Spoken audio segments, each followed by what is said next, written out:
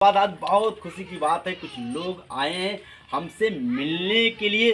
जाने कितने दिनों के बाद गली में आज चांद निकला। बहुत बहुत धन्यवाद। तो सबसे पहले भाभी हमारा नमस्ते बा, का हाल चाल बा? बढ़िया बा भैया, नमस्ते। आज तो दोबारा हमसे मिले, बताइए आप कैसे लगा आपका? बहुत बढ़िया। कहाँ से आए हो? दरिया मन से। चैनल का नाम है आपके? सुषमा वर्मा 11-19। अरे वाह, देखिए सुषमा वर्मा ही 11-19 इनके चैनल नाम है भैया।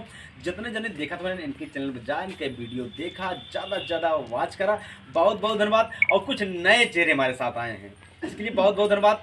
तो भाभी जी नमस्ते बा हमार। नमस्ते भैया, मंजू वर्मा। कहाँ से आई हैं? चक्रीपट्टी से। जिला? अम्बेडकर नगर। अरे आप तो एकदम हमारे अम्बेडकर नगर से ही। ये तो बहुत बड़ी बात है कि आप हमारे अम्बेडकर नगर से। क्या नाम है आपके चैनल का? मंजू वर्मा लोकगीत। मंजू वर्मा लोकगीत। देखा भैया, नहू वर्मा है, नहू वर्मा है, मंजू वर्मा लोकगीत। तो एक देखा, एक चेहरा और नया है हमारे चैनल पर। तो बहुत बहुत धन्यवाद भाभी, हमारा नमस्ते बा। नाम रेनू मिश्रा। हाँ कूड़े भार से। और मेरे चैनल का नाम है रेनू मिश्रा अवधि। भैया ये सब रेनू मिश्रा अवधि चैनल, इनके चैनल का नाम है कूड़े भार से आए। बड़ा नीक नीक गाना है, सब गावत हैं। और देखा बाबू संजय सिंह हमारे बीच में। आप भैया संजय बाबू क्या कहना चाहते हैं सबके बारे में? हम यही कहेंगे कि लोग ज़्यादा से ज़्यादा इन सबके चैनलों को देखें, लोगों के चैनलों को सब्सक्राइब करें, कमेंट करें, शेयर करें। ये लोग भैया 2 रुपया की रोजी रोटी बने खाएं। और कुछ कहेंगे नहीं। धन्यवाद। चलिए, बहुत बहुत बहुत धन्यवाद दोस्तों। आइए एक सुंदर सा गीत और गीत देखिए, भाभी गीत गाएंगी, आप सभी को कोरस करना है। कोरस मतलब आपका पूरा होगा। अच्छा ठीक बा, चला आओ इधर हमारे बगल आओ। हाँ बस, हाँ ताकि ये नहीं दिखाएं, आप बीच में आइए, इधर आइए। हाँ बाकी चलिए, देखा ये तेरी क्या बात है। चलिए बहुत बहुत धन्यवाद आपका। चलिए शुरू करिए। बहुती रोइला हो सैया, बहुती रोइला, बहुती रोइला हो सैया, बहुती रोइला, सुधिया आवेले बलमुआ के रंग। बहुती रोइला, सुधिया आवेले बलमुआ के रंग। रोइला, सुधिया आवेले बलमुआ के रंग। रोइला, बगिया में गईली तो पिया सुधिया आवेले। बगिया में गईले तो पिया सुधिया आवेले।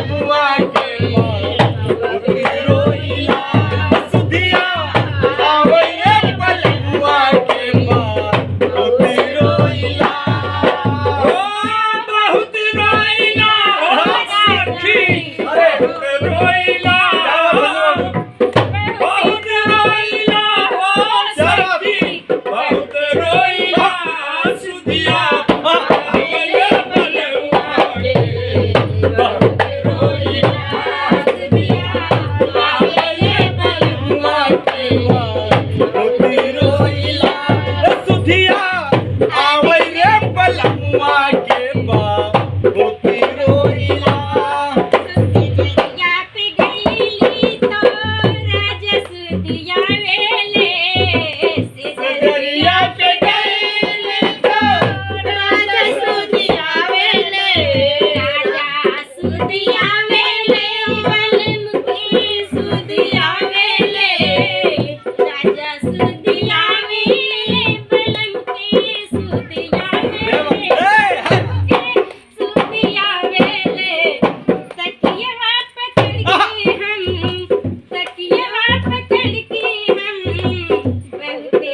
रोइला वाह क्या बात है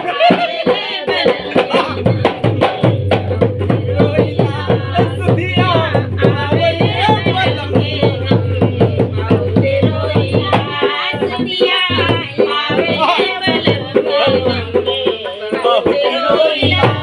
सुधिया आवे रे बलमुआ के पास होते रोइला सुधिया आवे रे बलमुआ के पास होते रोइला सुधिया आवे रे बलमुआ के बहुत रोइला। भैया कितना बढ़िया से गाई, बहुत बहुत धन्यवाद। अगर गाना पसंद आए हुए तो और न पसंद आए हुए तो वीडियो जरूर शेयर करें। बहुत बहुत धन्यवाद। मैं लोग गाय